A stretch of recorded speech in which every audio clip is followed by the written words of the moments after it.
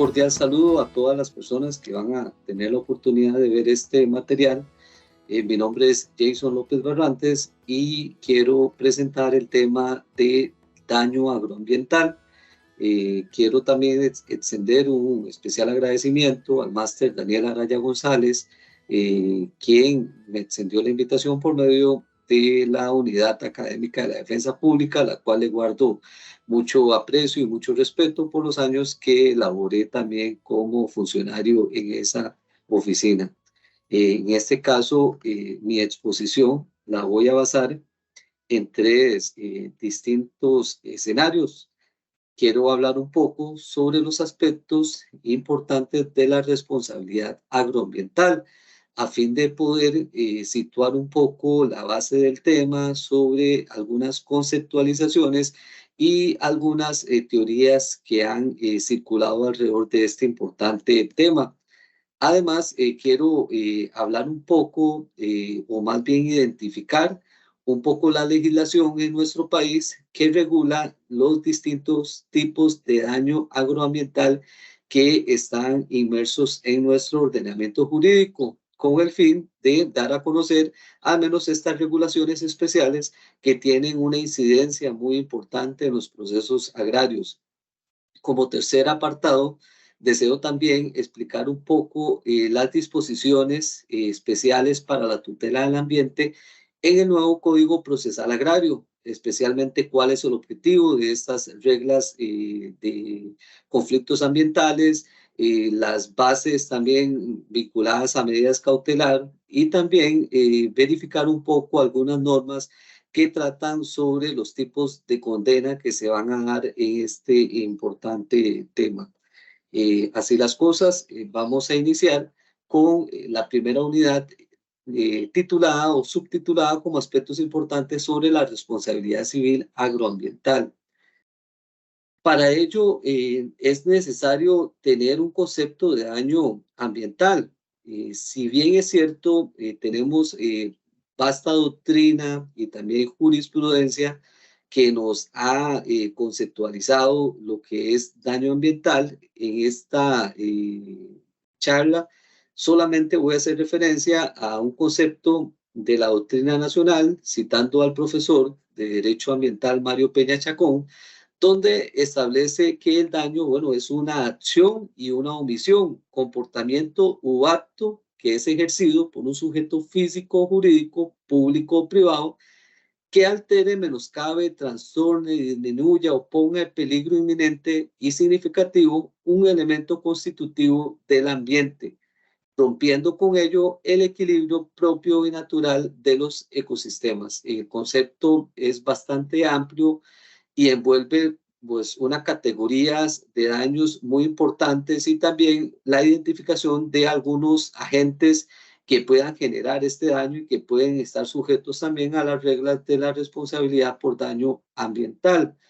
También hay un precedente del Tribunal Agrario, que es el 1055-2018, en el considerando 11, donde establece que el daño ambiental es una acción o actividad que produce una alteración también desfavorable en el ambiente o en alguno de sus componentes. Podemos comprender que se trata de lo que son los ecosistemas. Expresa también el tribunal que puede ser biofísico o social, y el primero recae en el entorno y afecta características propias del recurso o del bien ambiental protegido, y el segundo implica la pérdida de los beneficios derivados, es decir, de los bienes y servicios que se obtienen de estos ecosistemas. Este otro concepto del Tribunal Agrario me parece muy atinado porque tiene un enfoque también del daño, no solamente identificando, bueno, a la gente y también a la alteración y afectación del ecosistema, sino que sitúa al menos dos situaciones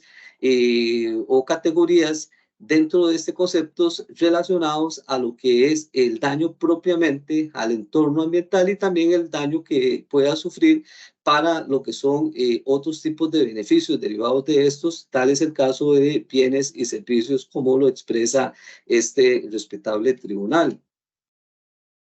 Teniendo claro al menos la conceptualización de daño ambiental, también es importante conocer un poco cuál es el fin o cuál es el objeto del daño ambiental. Tal y como se aprecia de la lectura que estoy proyectando en estos momentos, el objeto del tema o del daño ambiental es, bueno, realizar o pagar por su reparación integral. Es decir, ese es el principal objetivo que se pretende alcanzar con la aplicación de esta regulación de responsabilidad civil en su modalidad de daño ambiental. Entonces, además, el precedente también nos recuerda algunos principios fundamentales y rectores del derecho ambiental que están muy regulados con respecto también a esta materia, y entre ellos se citan, bueno, al principio preventivo, al principio precautorio, al de la internalización previa de costos, también conocido como quien contamina paga. En este mismo aspecto, dentro de estos principios, eh, solamente es importante al menos saber que estos principios que están visualizándose en este momento son principios rectores del derecho ambiental, que son fundamentales y que han sido tratados tanto en el ámbito internacional del derecho ambiental, así como en el ámbito interno de nuestro país, en distintas leyes, en distintos precedentes, en jurisprudencia y también en la doctrina, por supuesto. Estos principios especialmente tienen un vínculo con el tema que estamos tratando en este momento,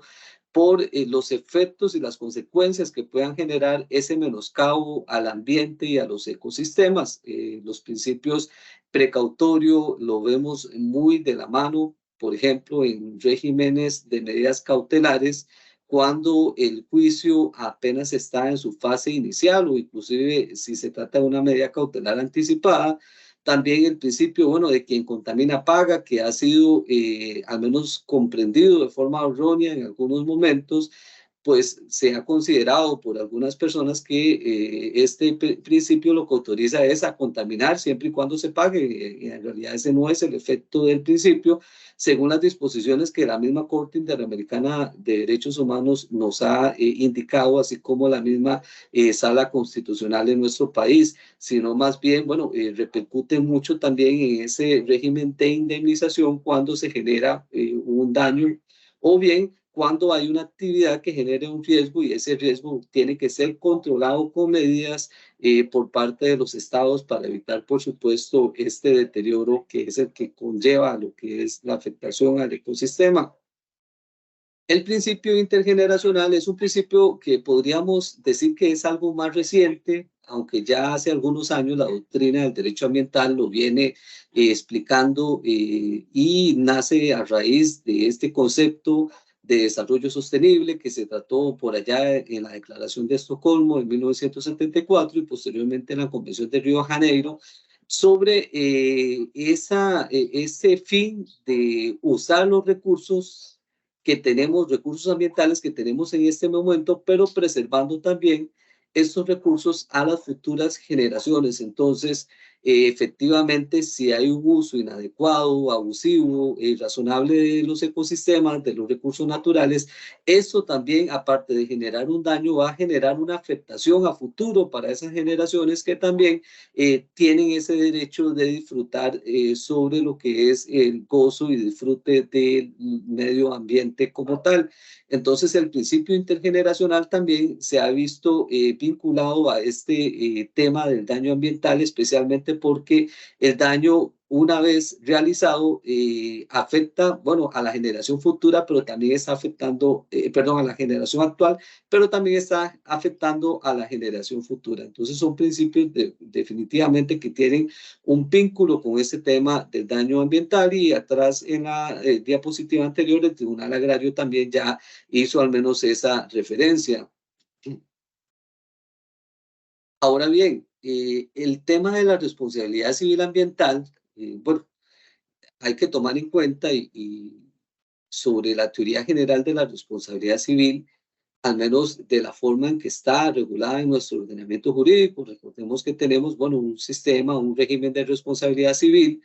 que tiene también una serie de vertientes o subcategorías. Está la responsabilidad civil contractual, está la responsabilidad civil extracontractual y de la cual en esta última podemos hablar de una responsabilidad de índole subjetiva o de índole objetiva. En este caso no me voy a detener a hablar a profundidad sobre este tema por aspectos de tiempo y también porque en realidad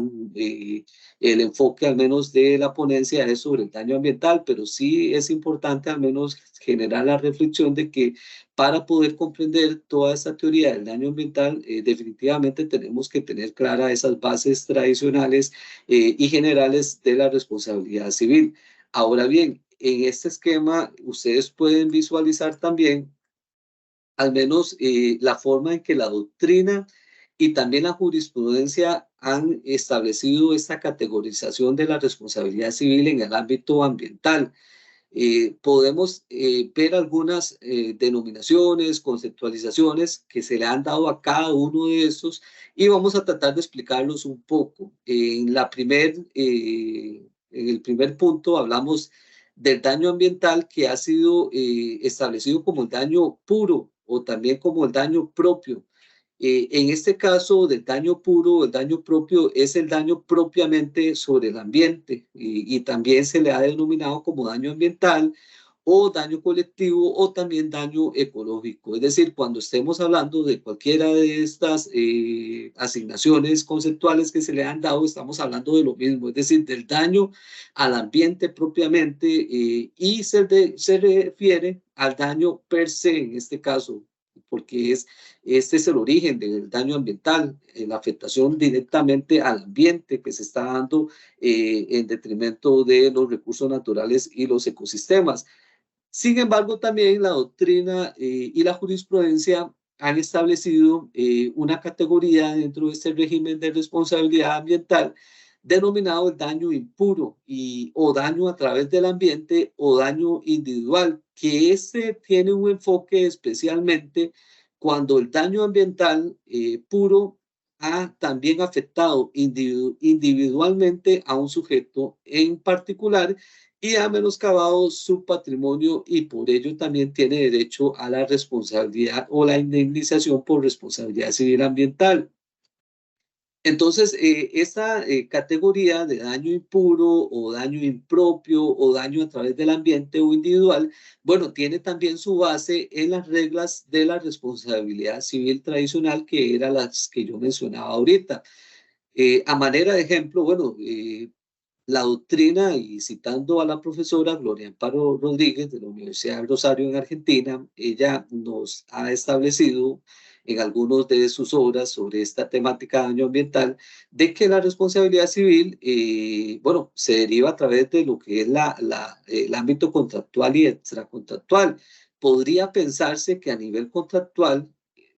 no podría darse un daño ambiental, o al menos no es lo más, digamos, usual o lo más recurrente. No obstante, ella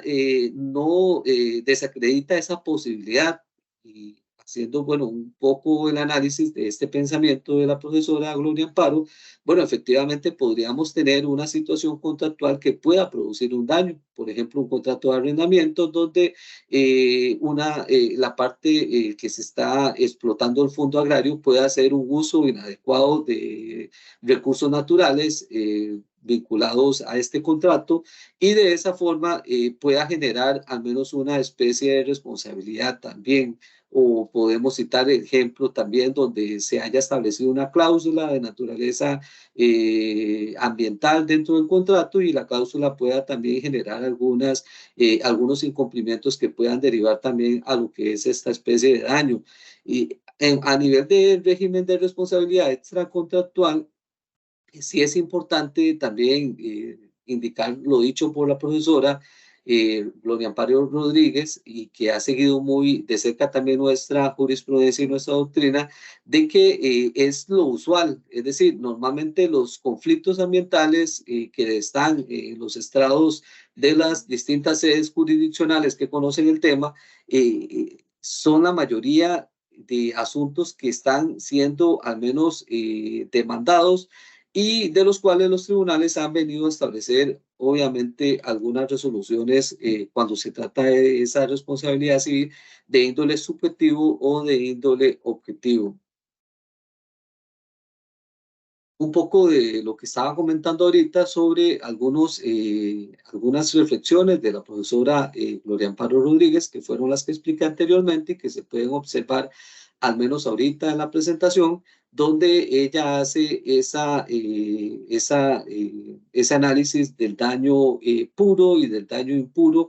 al menos en las referencias que yo ya acabo de explicar. También este otro precedente, que es de la Sala Primera, que es el voto 765-2007, sigue también de cerca al menos estas categorías de daño que la doctrina colombiana ha venido a recoger y que también la jurisprudencia patria también los ha venido a replicar también en sus precedentes. Con respecto al primero, que está marcado en negrita, habla sobre el daño ecológico ambiental propiamente dicho. Ese es el daño puro o el daño propio, también como se le ha establecido, donde al menos la sala primera nos ha dado también unas pautas importantes y generales para tomar en consideración, y es cuando hay una afectación a la flora, a la fauna, al paisaje, al aire, al agua, el suelo, es decir, al ambiente en general, provocando, por supuesto, un menoscabo en el ecosistema. En el otro escenario también tenemos los daños ambientales con efectos en personas particulares, que la sala primera nos ha explicado también que es cuando impacta el radio patrimonial de una persona de forma individual, y en este caso, bueno, se establecen igual las reglas de atribución de responsabilidades y resarcimiento clásicas o tradicionales. En este caso, la sala dice que se trata de un daño a las personas o a las cosas por una alteración del medio o causa del obrar humano. No es un daño directo al ambiente, sino a las personas o a las cosas por alteración del primero. Sin embargo, tal vez, bueno, no está ahorita acá en la presentación, pero ya el Tribunal Agrario en sus sentencias ha establecido que efectivamente y perfectamente se puede dar un daño ambiental puro o propio y que afecta, por supuesto, a la colectividad. No obstante, también ese daño, bueno, general puro y propio, puede también tener una repercusión en perjuicio de una persona en específico también, pero ese reclamo tiene que plantearlo la persona a nivel individual, que ya lo vamos a ver un poco cuando hablemos sobre las reglas de la legitimación. Perdón. También el Tribunal Agrario, haciendo eco de estas líneas de criterio de la Sala Primera, y que es la 675-2017, bueno, replica también el Tribunal Agrario sobre el tema de los daños y esas categorías de daño que la jurisprudencia de la Sala Primera nos ha también enmarcado bastante bien. Y en este caso el tribunal habla sobre daños al ambiente, colectivos puros, cuando se contamina un río, cuando se causa daño al río en cuanto a un bien ambiental y componente al ambiente, y habla sobre los daños a través del ambiente, individualmente soportados, dice el tribunal, que son de orden patrimonial o moral y recaen sobre bienes privados. Entonces, es un poco también sobre esos aspectos que debemos de tomar en consideración dentro de esta categoría. Ahora bien, haciendo un poco el recuento de estas categorías de daño ambiental que la Sala Primera, que el Tribunal Agrario y que la doctrina colombiana que nos nutre también en este importante tema, podríamos obtener algunas conclusiones. Bueno, en el daño ambiental se está ante un caso de interés difuso donde el ente que tiene el derecho a ese reclamo, a esa indemnización, es la colectividad,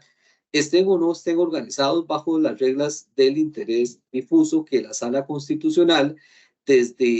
inclusive antes de la reforma del artículo 50 en el año 94, el artículo que reconoció el derecho a un ambiente sano y ecológicamente equilibrado, la Sala Constitucional ya venía aplicando esta regla del interés difuso para cuestiones de legitimación y eso fue un paso importante por parte de este Tribunal Constitucional y un tema de avance para esa época donde no teníamos una norma fundamental que reconociera el derecho al ambiente para poder al menos garantizar a todas las personas el acceso a la jurisdicción constitucional para el reclamo de lo que eran estos afectaciones al ambiente. También dice, bueno, al tratarse de un daño supraindividual no consiste en daños especiales o perjuicios a un sujeto en específico y se trata de una lesión concreta y actual que la sufre la sociedad.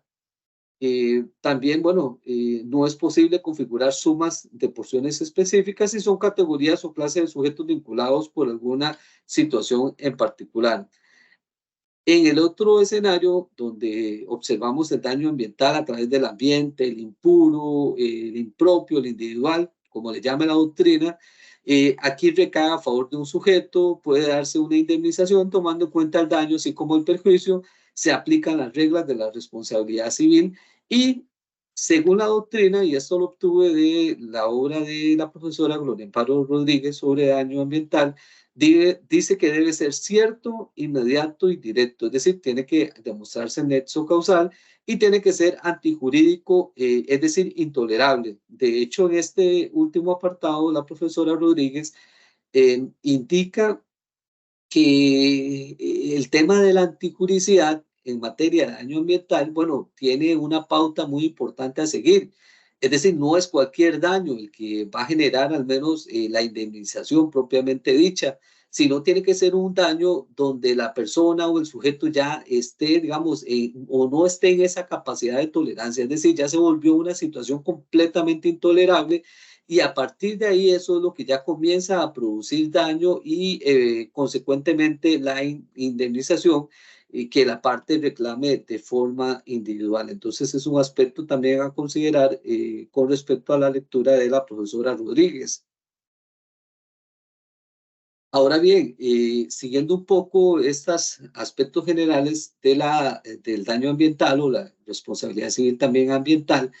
es importante analizar un poco el régimen de legitimación, al menos desde el punto de vista de la legitimación activa. Debemos de tomar en consideración que, bueno, toda demanda presentada tiene que tener una teoría del caso y una estrategia de defensa y estas dos, por supuesto, tienen que propiciar la acreditación de los presupuestos de fondo que se van a analizar en sentencia, es decir, la legitimación activa, la legitimación pasiva al derecho y, por supuesto, también el interés actual. En el caso de la legitimación, vamos a revisar un poco la legitimación activa, que normalmente es la que suele al menos confundirse por parte de algunas personas. En este caso, bueno, la legitimación, ya lo cité, es un aspecto de fondo y se pretende ubicar un poco la legitimación, pero de carácter activa. En este caso, la sala primera, en el voto 834-2015, el cual también es citado por el Tribunal Agrario en el voto 1055-2018, dice que el daño causado a la colectividad no implica la existencia automática de un daño personal ni legitimación para reclamarlo. Es un precedente importante que debemos de tomar en cuenta a la hora de plantear una estrategia de defensa y una teoría del caso en relación a este tema de la legitimación activa. Además, también dice la Sala Constitucional en el voto 3705 del 93, que también es citado por el Tribunal Agrario en este otro voto, en el 1055-2018, dice que tratándose del derecho al ambiente, la legitimación corresponde al ser humano como tal, pues la lesión a ese derecho fundamental la sufre tanto la comunidad como el individuo en particular. Como nota de este veredicto de la sala, vemos que es una sentencia 93, que era lo que explicaba yo un poco, fue antes de la reforma del artículo 50 y ya observamos cómo la sala constitucional venía abriendo el régimen de legitimación activa para el reclamo del derecho al ambiente que no estaba en ese momento reconocido a nivel fundamental, sino ocurrió después con la reforma en el año de 1994. También, bueno, aquí ya el Tribunal Agrario propiamente dice que en Costa Rica, bueno, toda persona puede reclamar la reparación del daño propiamente ambiental, daño ambiental puro colectivo, pero respecto de los daños que concomitantemente se hayan sufrido en la esfera personal, solo pueden hacer el reclamo a aquellas personas que estén legitimadas según la vía concreta que se utilice para plantear el reclamo, lo cual depende del tipo de demanda y de las pretensiones formuladas. Entonces, ¿qué quiere decir al menos el tribunal con respecto a esto y siguiendo un poco las líneas de precedentes de la sala primera y de la sala constitucional? Bueno, hay que primero establecer cuál es el daño que se está generando. Una vez ya identificado el daño que se está generando, bueno, hay que revisar si ese daño, bueno, es reclamable por la colectividad o está o puede ser también reclamable por un sujeto individual por su afectación individual. Entonces, aquí volvemos a las bases iniciales de la categoría de daños sobre el daño propio y el daño impropio. Es decir, a la hora de examinar un caso, es importante que se tengan claro estas bases sobre estos conceptos de daño puro y de daño impuro para poder precisar bien la demanda, porque si no, puede ser que el conflicto, después de pasar todas sus fases procesales, de emitirse un veredicto por parte de un juzgado agrario, incluso un tribunal o la sala, bueno, se determine que hubo un daño, pero ese daño no fue individual y en ese caso la persona no goza de legitimación activa para poder ser indemnizado individualmente y patrimonialmente sobre lo que estaba alegando, porque eso era un aspecto, bueno, ya colectivo, una afectación de carácter colectivo. Entonces sí es importante tener claro estas reglas de legitimación a la hora de analizarse un caso.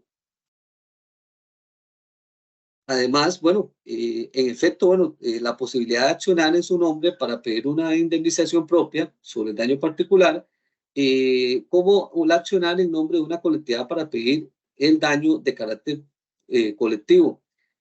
Por eso es importante definitivamente estudiar bien el caso, pues entrevistar testigos, hacer inspecciones de sitio, porque yo creo que todos esos elementos son los que nos van a permitir a nosotros enterarnos desde antes de plantear la demanda si estamos ante un daño propio o ante un daño impropio.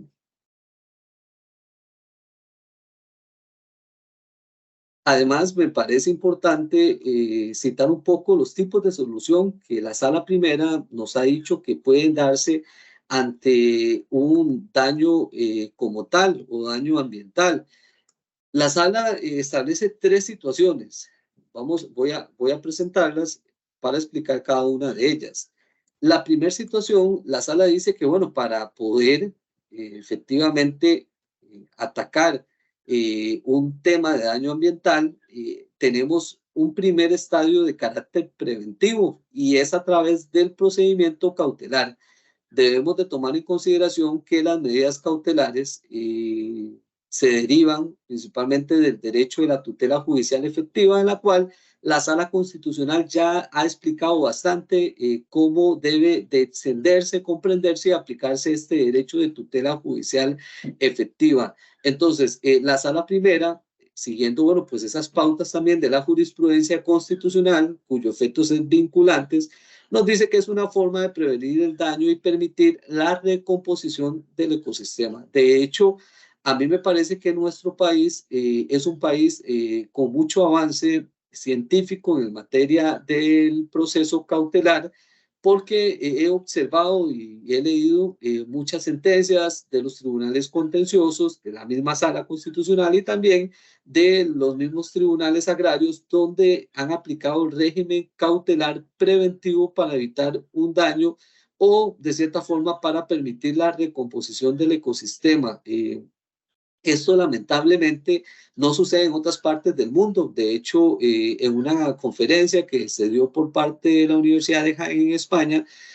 hubo un profesor de Derecho Ambiental donde explicaba que en ese país, en España, no se aplicaba al menos el procedimiento cautelar en cuestiones de daño ambiental porque consideraban muchos tribunales de ese país que esto ocasionaba un adelanto de criterio y que esa no era la esencia del proceso. No obstante, si nosotros lo vemos desde dentro de nuestra perspectiva, aplicando tratados internacionales del derecho ambiental y también normas internas de nuestras leyes especiales, inclusive de nuestra constitución política, podemos entender que definitivamente nosotros no podemos pasar desapercibido un daño potencial que puede ser prevenido, puede ser mitigado a través del régimen de tutela cautelar, que por cierto, bueno, ya los juzgados agrarios aplicamos ese procedimiento cautelar donde hemos resuelto algunos temas de naturaleza ambiental que están muy de la mano con aspectos de carácter productivo. De hecho, me adelanto un poco, pero ahorita lo vamos a ver. El proceso o las reglas del proceso ambiental en el nuevo Código Procesal Agrario nos habla un poco sobre este régimen cautelar que debe privar también en los procesos donde se discutan este tema. También la sala nos habla sobre los daños reversibles, donde lo que se busca es el restablecimiento in natura mediante una indemnización para solventar los gastos que se generen en ese sentido. Es decir, lo que se busca es la condena del sujeto, la indemnización, pero la indemnización tendría como objeto la recomposición del daño en la medida de lo posible. Y tenemos daños irreversibles, que es cuando, bueno, se examina la posibilidad de solicitar una compensación cuando ya definitivamente el daño está hecho, se causó y no hay forma de revertir al menos esos efectos. Entonces, en este caso, bueno, la indemnización tiene ese enfoque colectivo y social, y esa sentencia de la sala primera bueno, nos da unos pasos importantes porque ahora, y sigo adelantándome un poco con lo que sigue, en el nuevo Código Procesal Agrario se establecen unos tipos de condena y por ahí vamos a ver algunas de estas y la forma en que se van a regular a partir de la entrada en vigor de este nuevo Código Procesal Agrario. Otro aspecto que quería también puntualizar, al menos acá, es sobre la carga de la prueba en materia ambiental y a la luz del artículo 109 de la Ley de Biodiversidad, se establece que la carga de la prueba de la ausencia de contaminación, degradación o afectación no permitidas corresponda a quien solicita la aprobación, el permiso de acceso a la biodiversidad o a quien se le acuse de haber ocasionado un daño ambiental. Esto es lo que en doctrina y en jurisprudencia hemos conocido como una reversión de la carga de la prueba o el principio de carga dinámica de la prueba, donde se hace pues un cambio de rol del sujeto que debe acreditar. Esto lo hemos visto en muchas sentencias, tanto constitucionales como de tribunales agrarios y también de lo contencioso administrativo. Ahora bien, hay una sentencia del Tribunal Contencioso que, bueno, sé que estamos ahorita en un proceso de capacitación en materia agraria, pero me pareció interesante incorporarla en esta presentación porque era un procedimiento cautelar que se estaba debatiendo ante el Tribunal Contencioso Administrativo. El caso, bueno, así en resumido, era, se estaba alegando la afectación por contaminación ocurrido en un vertedero para basura. En ese caso, la parte estaba solicitando una serie de medidas cautelares y estaba indicando que, bueno, le correspondía, era una municipalidad, a la municipalidad acreditar por el principio de carga dinámica de la prueba que no se estaba dando al menos esa afectación y esa contaminación. En el caso propiamente, el Tribunal Contencioso hizo un análisis sobre el principio de carga dinámica de la prueba en materia ambiental a la luz de este precepto 109 de la Ley de Biodiversidad. Y el tribunal, en síntesis, dice, bueno, es cierto, hay un principio de carga dinámica de la prueba, donde el sujeto presunto infractor o responsable es el que tiene que acreditar la inexistencia, ¿verdad?, de la afectación al ecosistema. No obstante, dice el Tribunal Contencioso, esto no exime a la parte, en este caso promovente de la medida cautelar, a que se desvincule de su obligación de argumentar y de generar un indicio donde se está dando al menos esta afectación. Entonces, como en este caso en particular, que cito, que es el voto 700-2021, la juzgadora consideró que la parte actora promovente de la medida cautelar no ofreció ningún indicio de posible afectación ambiental, bueno, pues rechazó la medida cautelar. Entonces, este caso me parece muy interesante porque yo creo que se analiza de forma responsable el artículo 109 y quiere decir que, bueno, si una persona abogada va a solicitar un régimen cautelar con un tema de medida, con un tema ambiental de por medio, bueno, el tema de la carga dinámica de la prueba no lo desvincula, como lo dice el Tribunal Contencioso, de su obligación de establecer al menos indicios sobre el daño y en este caso, bueno, su deber también con el proceso en ese sentido. Entonces, es una sentencia también muy interesante para concientizar un poco sobre este tipo de situaciones del cual del todo, bueno, pues no se exonera también de responsabilidad probatoria a la parte, al menos que acredite los indicios y demás. Ahora bien, terminando este primer apartado, mi intención es revisar un poco alguna legislación de responsabilidad agroambiental en Costa Rica. Eh, Voy a presentar es las normas, vamos a hacer comentarios muy breves de cada una de estas para que ustedes las puedan ir también visualizando conforme avanza la presentación. Definitivamente tenemos que hablar del artículo 41 de la Constitución Política, que es el artículo sobre el cual se sostiene la responsabilidad civil, en este caso también la ambiental, donde existe un deber constitucional de reparación en contra de las personas, bueno, que hayan ocasionado o hayan sido infractores de un daño y a favor de las personas que hayan sufrido un menoscabo en su esfera patrimonial individualmente también y, bueno, hablando del daño ambiental puro colectivamente. Entonces, esta referencia constitucional es importante tomarla en consideración. Tenemos también la Ley Orgánica del Ambiente, es una ley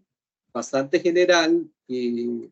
regula, bueno, pues una serie de situaciones generales de los distintos ecosistemas que luego se ajustan o se concretan en leyes más especiales. Pero en el artículo 2, dentro de los principios que inspiran esta legislación es, bueno, quien contamina el ambiente o le ocasione daño será responsable. Es decir, existe un principio de responsabilidad ambiental a partir de la letra del artículo 2, inciso D, de la Ley Orgánica del Ambiente,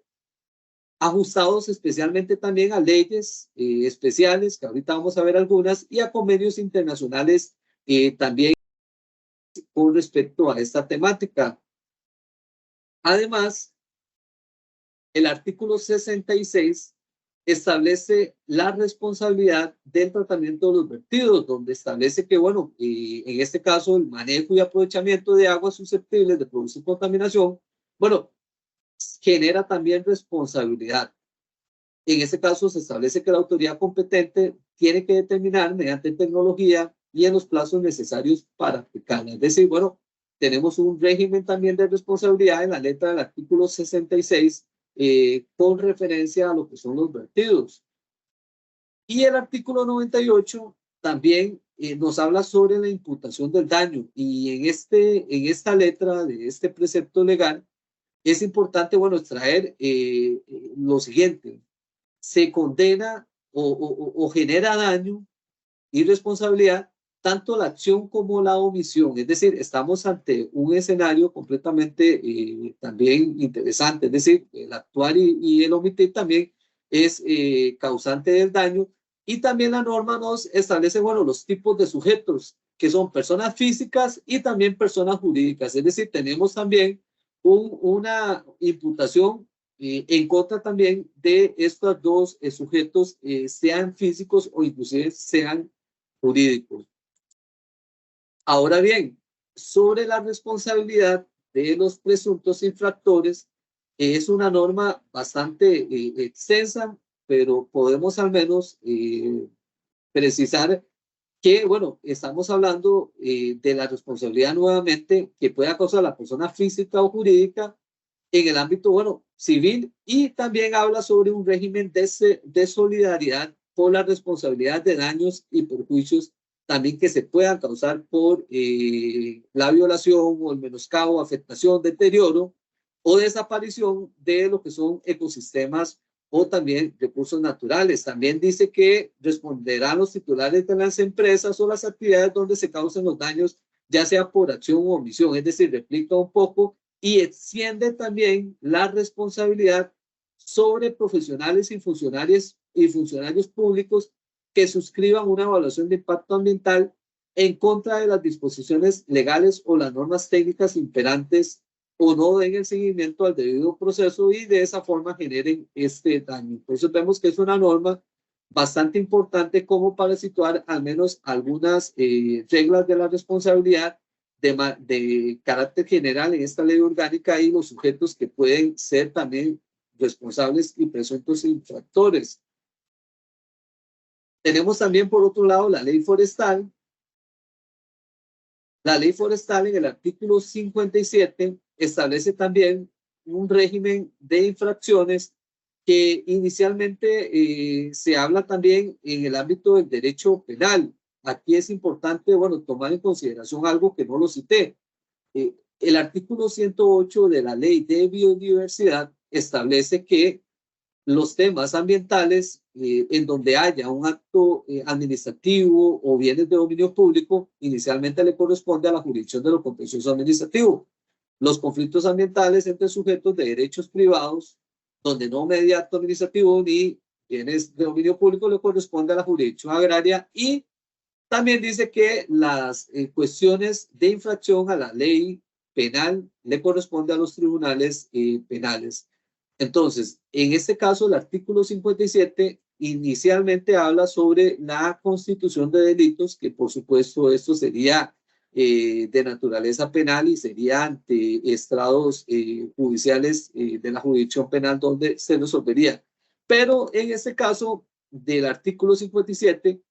vuelve a replicar, bueno, que las personas físicas o jurídicas, al igual que la ley orgánica del ambiente, son responsables civilmente por el daño ecológico causado de acuerdo con lo que establece el artículo 1045 del Código Civil. Habla también sobre autoridades, regentes, certificadores a quienes compete hacer cumplir la ley y el reglamento y serán juzgados, bueno, como cómplices. Es decir, se crea también al menos la referencia de acudir a las reglas tradicionales de la responsabilidad civil en la letra del artículo 1045 de esta normativa. También la ley fitosanitaria del Estado establece, bueno, lo que es la responsabilidad por daños y perjuicios. Y esta es una norma muy interesante porque se establece varias situaciones. Es decir, la norma contempla varios supuestos donde se puede provocar daño. La investigación, la experimentación, la movilización, la liberación al ambiente, importación, exportación, multiplicación y comercialización de vegetales o de los organismos referidos en el artículo 41. Eso sí, bueno, cualquiera de estas actividades que la norma crea bajo estos supuestos jurídicos dice serán responsables de los daños y perjuicios que ocasionen a la agricultura, al ambiente, a la salud humana y animal. Bueno, al inicio mencioné que trabajé en la defensa pública ya hace varios años y alrededor de unos 8, 9 años tuve una situación que me gustaría al menos comentarla como análisis, donde había una persona que alegaba que en el predio vecino se estaba realizando un uso inadecuado de químicos y que eso le estaba ocasionando enfermedades respiratorias y demás. En ese caso, yo tuve la oportunidad de revisar la ley fitosanitaria del Estado y también el reglamento, y en el reglamento se establece también, bueno, que existe un ente que establece la necesidad de realizar los datos y los estudios científicos para determinar, bueno, en qué grado se da esa afectación al ambiente, a la agricultura, a la salud humana y al animal. En ese momento, bueno, se había solicitado una prueba anticipada, no les puedo contar el final porque me trasladé de oficina, pero sí fue una situación que me llamó mucho la atención porque en los años, bueno, que estuve elaborando como defensor público, nunca había tenido,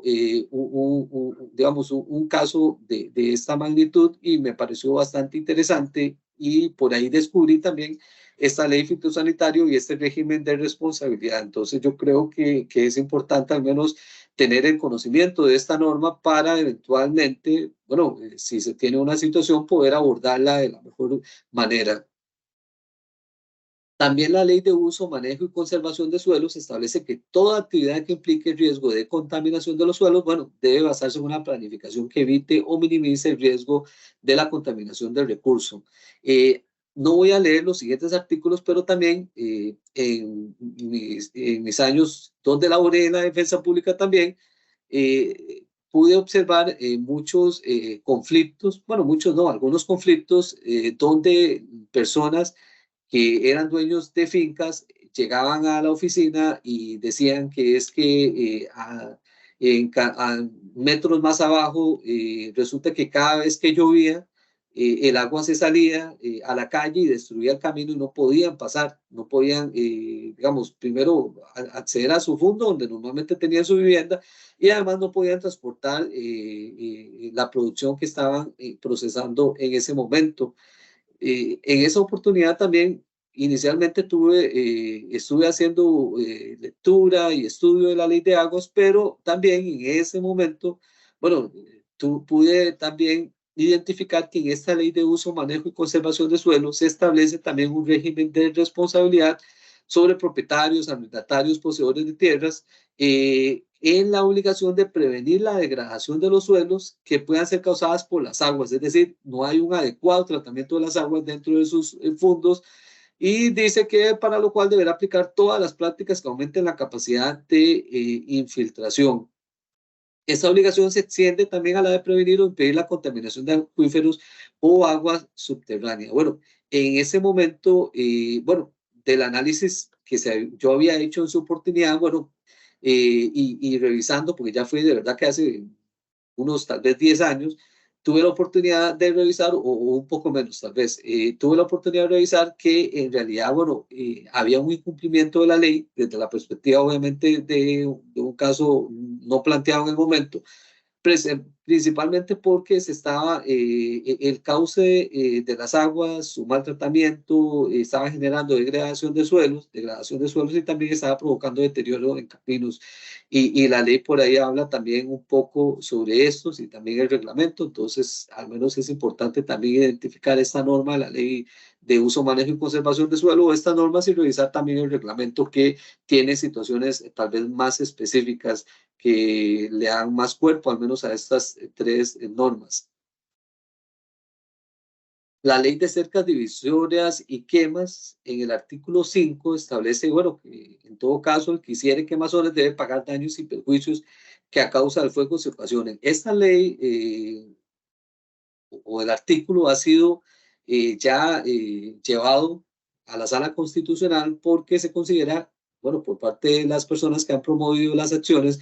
que es inconstitucional porque el autorizar quemas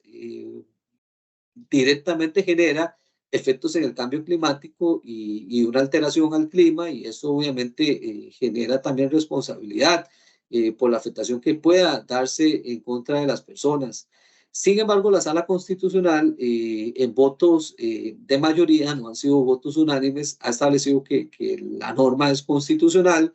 y tal vez en palabras mías lo digo que la sala considera que es mejor que exista una ley que regule y no una ley que no regule y al final haya un vacío legal y queda abierta la posibilidad de realizar quemas sin ningún tipo de regulación. Pero bueno, estas dos situaciones, o al menos son dos casos que han llegado a la sala constitucional y ese ha sido el resultado. Ahora bien, en el artículo 5, bueno, el régimen de responsabilidad principalmente es sobre el tema de quemas, es decir, el que básicamente, bueno, genere quemas, debe pagar si ocasiona daños y perjuicios por esa actividad que está haciendo. Entonces también es otra forma de responsabilidad agroambiental que podría producirse a la luz de este artículo 5 de la ley de cercas divisorias y quemas. Ahora bien, para hablar un poco ya del último apartado sobre las disposiciones especiales para la tutela del ambiente en el nuevo Código Procesal Agrario. Primero, bueno, indicar que, bueno, nosotros actualmente tenemos competencia para conflictos ambientales entre sujetos de derechos privados que se deriva, como lo cité ahorita, del artículo 108 de la Ley de Biodiversidad. Sin embargo, ya en el Código Procesal Agrario, que está por entrar el 28 de febrero de 2025, se establece que los tribunales agrarios, bueno, van a conocer, resolver, siguiendo las pautas del artículo 153 de la Constitución Política, temas de materia agraria y de desarrollo rural. Pero el inciso 3, y marco ahí en negrita, que no corresponde al original, dice que, bueno, vamos a conocer, bueno, conflictos entre particulares relacionados con la prospección de la biodiversidad cuando tengan relación con el desarrollo de actividades de producción agraria y conexas a estas. Y también el inciso 4, que también lo marco y que no responde a su original, dice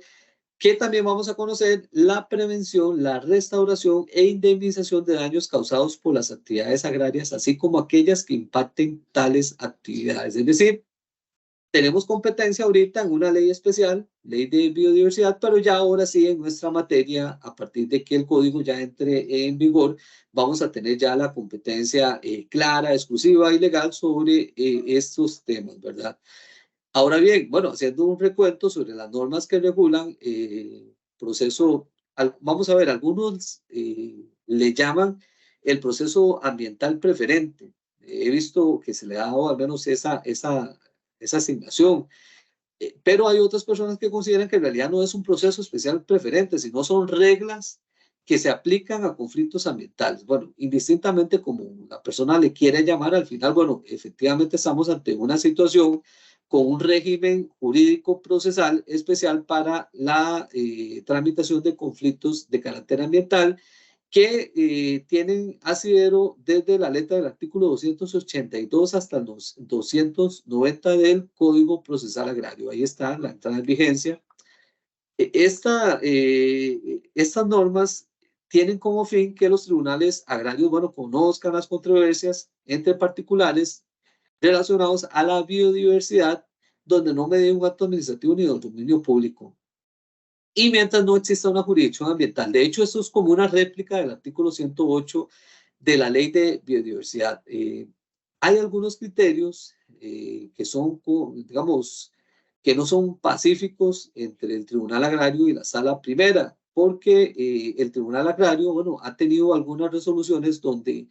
ha conocido conflictos ambientales donde hay, pues, una especie de régimen de dominio público y parte del criterio es que en realidad hay otras normas, por ejemplo las del Código Procesal Civil, que no excluyen que cuestiones de dominio público sean exclusivos de la jurisdicción de los contenciosos administrativos, sino pueden ser de otras materias como por ejemplo agrario o inclusive también civil. Entonces ese ha sido un criterio, bueno, que se ha desprendido un poco, no voy a profundizar más porque en realidad sería hablar más, de forma más extensa y me desviaría completamente del tema, pero al menos sí está, al menos ese precedente. La sala primera sí ha sido muy, eh, al menos muy rígida en el sentido de que si es tema de dominio público, eso es contencioso administrativo y no es agrario. También dentro de algunas de las reglas de este proceso se establece, bueno, la reducción de plazos de espera, por ejemplo, para contestar la demanda es de 10 días al plazo de los 15 que se establece y se establece también que la audiencia se hará 10 días después de contestar la demanda. Bueno, esto obviamente va a tener un efecto operativo en los juzgados, que ya es también otro tema, pero al menos así viene la regulación y también son procesos ordinarios y tienen prioridad sobre otros procesos. Eso es importante tomarlo en cuenta. En la tutela cautelar, bueno, no es algo novedoso porque en realidad nosotros ya a nivel de procedimiento cautelar vemos medidas vinculadas al tema agroambiental. Aquí yo creo que nos deja claro, bueno, unos aspectos que ya en la práctica se dan. Es decir, si la demanda es defectuosa, perfectamente puede dársele curso a esa medida cautelar. Eso sí, Yo sí considero que si la demanda es defectuosa, por ejemplo, en las pretensiones no es clara y esas pretensiones están muy de la mano con lo que se está debatiendo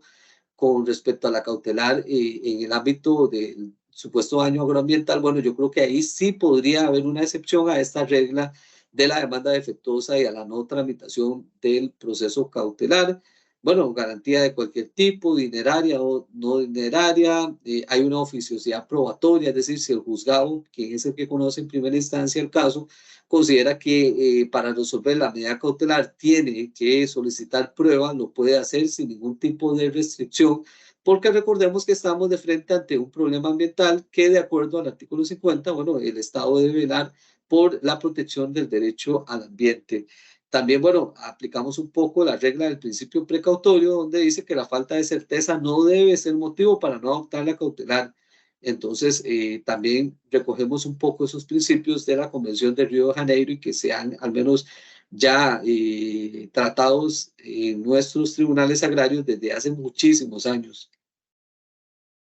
Ahora el tema es sobre la tipología de la sentencia y vamos a analizar al menos los supuestos legales que están comprendidos en el Código Procesal Agrario, que son muy interesantes, son muy novedosos, pero yo sí creo que hay que estudiarlos bastante bien por la forma al menos en que se establece. En este caso, por ejemplo, se habla de la condena de adoptar acciones u omisiones preventivas. En este apartado, bueno, se establece que todas aquellas que sean consecuencia directa de lo resuelto, tomando en cuenta el debido control y su eficacia a futuro. Es decir, si el juez o la jueza en materia agraria de primera instancia considera que, bueno, se adopta una medida de hacer, pero además de la original que la parte solicitó, pero además hay que agregarle algo más para poder darle cumplimiento a esa originalidad de la pretensión y en aras de salvaguardar, bueno, el ecosistema se puede dictar siempre y cuando tengan esa consecuencia directa y siempre y cuando, bueno, se tome el control y valorando su eficacia futura. Es decir, definitivamente este tipo de condena nos conlleva a una responsabilidad bastante alta por parte de las personas juzgadoras, en el sentido de que no podemos ser rígidos en decir que solamente lo que la parte pidió, pero si nosotros consideramos bajo un poder deber de que hay que ampliar un poco el ámbito de acción para darle efectividad a esa medida cautelar de naturaleza agroambiental, bueno, hay que hacerlo en aras también de adoptar, bueno, este tipo de acciones o misiones que tienen un carácter preventivo en aras de evitar el deterioro o el menoscabo del daño ambiental o del ecosistema, perdón. Está la condena por daño material también,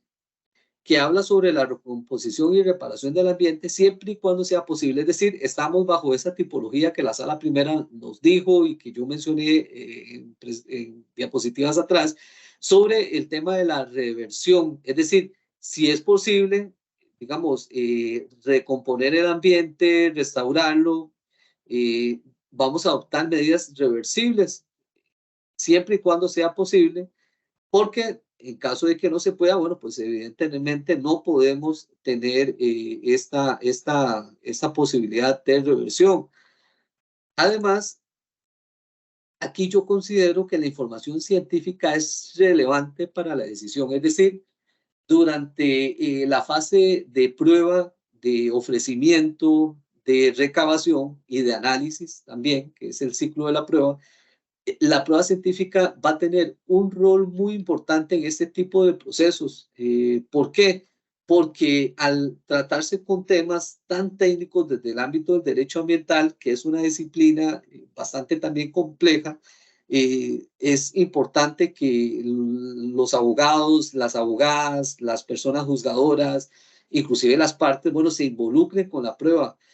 a la hora de pedir, por ejemplo, si se está, bueno, iniciando la demanda o se está contestando y se requiere, bueno, pues la prueba científica aplicando todas las reglas de la inversión de la carga probatoria y demás, bueno, definitivamente el ofrecimiento de la prueba tiene una relevancia muy importante por parte de la persona litigante, sea del ámbito público o del ámbito privado, porque tiene que hacer preguntas acertadas, preguntas donde se establezca, bueno, cómo es el daño, si el daño ocasionado es reversible o es irreversible, que cuáles acciones se podrían tomar en consideración por parte de la autoridad respectiva para la restauración del daño en el caso de que sea irreversible, perdón, reversible. Entonces, ese tipo de ofrecimiento definitivamente va a tener que llevar una labor muy importante por parte del operador jurídico en el ámbito litigioso. Vamos a ver, en el ámbito de la evacuación de la prueba también es otro escenario importante. ¿Por qué? Porque aquí ya interactúan varios sujetos, es decir, interactúa la persona perito, quien va a realizar su informe, que siguiendo las reglas del Código Procesal Agrario, el informe tiene que tener unos mínimos, por llamarle de alguna forma, sobre el tipo de pericia, el objeto, los resultados, las fuentes bibliográficas. Son las que recuerdo ahorita. Entonces, en el momento que la persona perito emite el informe, definitivamente las partes tienen que estar alertas para que el informe, bueno, reúna lo que pidieron, y si hay dudas, es importante que las hagan en ese momento. ¿Para qué? Para llevar al menos su estrategia del caso a una victoria en sentencia. Ahora bien, en el escenario ya, inclusive el juez tiene un rol también importante en lo que es la evacuación de esa prueba. ¿Por qué? Porque, veámoslo así, si ninguna de las partes pide aclaración, la prueba queda de esa forma, y cuando llega a sentencia, bueno, la sentencia nos puede generar dudas de la forma de recomposición, de la forma, digamos, de reparación, viéndolo de este modo. Y por supuesto, la prueba técnica es fundamental para darnos a nosotros ese insumo a la hora de decidir. Entonces, yo creo que es importante tomar en cuenta que la prueba, al ser científica, al ser muy técnica, es relevante para la decisión, y existe una corresponsabilidad de las partes, las personas abogadas y también las personas juzgadoras. La responsabilidad del sujeto causante del daño y su deber de reparar también. En caso de condenas a favor de particulares, la persona afectada puede llevar la labor a costas del responsable. Es decir, se establece la posibilidad de que se autorice a la parte, digamos, afectada, a que realice la acción de recomposición y de reparación a costas de la persona o sujeto responsable. Esto me parece a mí que sería ya en fase de ejecución de sentencia. La condena indemnizatoria, aquí, bueno, igual cuando se solicite lo que es la recomposición o reparación del ambiente o la indemnización dineraria, bueno, independientemente, dice la norma, de la prioridad en que se formule, siempre se va a ordenar en sentencia la recomposición. Si no es posible, se impone la indemnización de manera subsidiaria. Entonces, esto también tiene que tener un aspecto técnico en el ámbito del planteamiento de la demanda. Vamos a ver, la demanda es una labor técnica, estratégica, responsable, ética por parte de la persona abogada en el ámbito público-privado en general. Y yo creo que en estos casos de procesos de daño ambiental es importante de verdad hacer un estudio previo, un análisis previo de la prueba que se tiene hasta ese momento para poder, bueno, enmarcar bien la relación de hechos de la demanda y, por supuesto, las pretensiones y el ofrecimiento de prueba. Pero veamos el 286. Aquí nos está hablando, bueno, sobre la pretensión propiamente del proceso, es decir, nos dice pretensión principal, pretensión subsidiaria. Entonces la norma nos da estas dos posibilidades. Por eso yo creo que hay que evitar tomar formatos de demandas ya hechas para nada más la persona agarrarse ahí para hacer demandas. No, aquí definitivamente la labor del profesional en derecho en esta materia va a tener que hacer una demanda completamente donde pueda abordar las situaciones propias de su caso que le permitan, bueno, por supuesto, buscar una victoria en favor de la persona que representa, o en caso de si es parte demandada, de la persona que representa, para exonerarlo a esa responsabilidad. Pero aquí sí vemos un tema de prioridad y de orden de pretensiones de principales a subsidiarias. También, bueno, se exceptúan aquellos procesos en los cuales la persona sea la afectada directa y su pretensión consiste únicamente en la indemnización en función de su interés patrimonial y particular, ¿verdad? Esto principalmente volviendo a las reglas del daño puro y el daño impuro. sobre el destino de los recursos pecuniarios derivados de una condena indemnizatoria. Los recursos pecuniarios derivados de una condena indemnizatoria, en lo concerniente a este tema de daño ambiental, deben de dirigirse a la reparación de la afectación en concreto. Es decir, estamos hablando de que estamos ante una situación de daño reversible. De no ser posible, es decir, bueno, se deberán destinar a la protección, preservación, restauración o mejoramiento en general de bienes, recursos, de servicios, ecosistemas iguales o equivalentes a los afectados. Es decir, si estamos ante una situación de daño irreversible, efectivamente aquí, bueno, no podemos obtener la recomposición o la reparación, sino, bueno, la norma establece que esos recursos se utilicen siempre igual para proteger, bueno, preservar y demás, como lo dice la norma, a ecosistemas o servicios iguales o equivalentes a los afectados. Entonces, aquí tenemos otro supuesto de la norma muy interesante. Sobre el daño patrimonial individual, es decir, daño impropio, volviendo a esa tesis o a esa teoría general, recae sobre la persona y en donde se haya solicitado reclamo a título particular por daño que haya sufrido en su patrimonio, ¿verdad? Aplicando las reglas de la responsabilidad civil. No comprende los daños colectivos y tampoco comprenden los anteriormente o en el mismo proceso. Aquí estamos hablando también un poco de indemnizaciones ya otorgadas sobre el mismo daño afectado. Y la indemnización en beneficio de la colectividad, bueno, se otorga en beneficio de la sociedad o la colectividad, como queramos llamarle. En la sentencia se ordenará depositar la indemnización en la caja única del Estado y además el dinero debe usarse para ejecutar en las obras de reparación y restauración necesarias, tomando en cuenta si estamos ante una situación de daño irreversible. Por supuesto que si es un daño irreversible, en este caso aplicamos pues la otra regla del artículo 287. Y la norma contempla que debe ordenarse al Ministerio de Hacienda tomar las previsiones financieras también a nivel presupuestario sobre este tema. En este caso,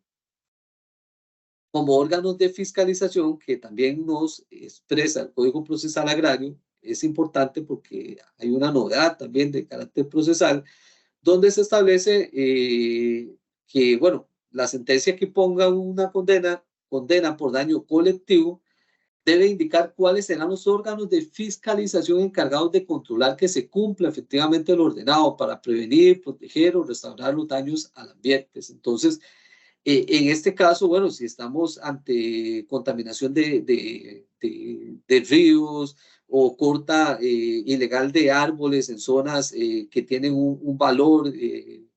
ambiental, forestal importante, por el tipo de régimen que tenga la propiedad, bueno, podríamos acudir en este caso al SINAC a través de la oficina o a la dirección forestal o al departamento de aguas, por citar algunas situaciones, pero esto va a depender mucho también del tipo de daño que se ventiló en el proceso judicial, porque de esa forma la fiscalización de la efectividad de la sentencia tiene que especificarse en él, por tanto, para generar ya una especie de responsabilidad sobre esos órganos para que se encarguen de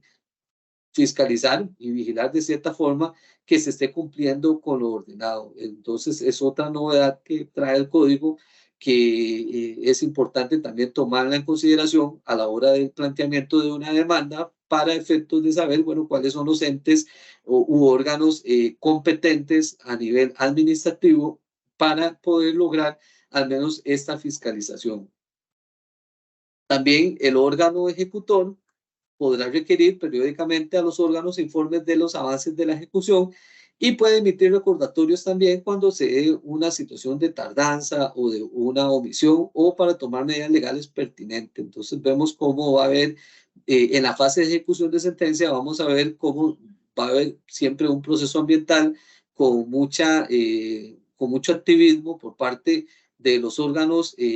a los cuales se le da esa función de fiscalización y también por parte del despacho para saber que lo dispuesto en el veredicto se esté cumpliendo a cabalidad y no sea una sentencia nada más que queda en papel, sino una sentencia que se haya ejecutado materialmente ya en los términos que se habían dispuesto.